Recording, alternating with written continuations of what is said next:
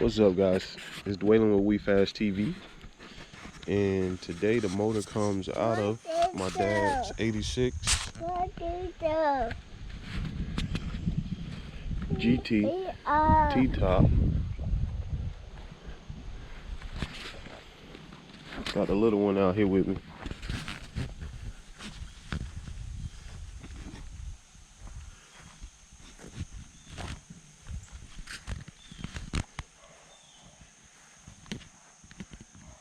Hopefully this is just surface rust and we can sand it all down and repaint everything. Everything else looks good other than the front hood and the top of the roof of the vehicle.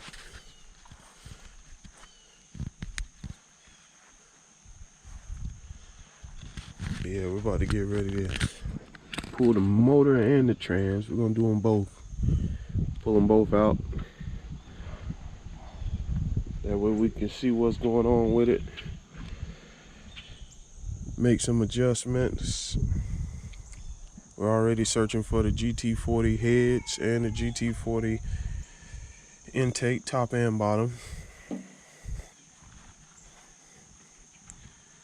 He says when it went down, all it did was start smoking and he just put it down. So the motor should be pretty good.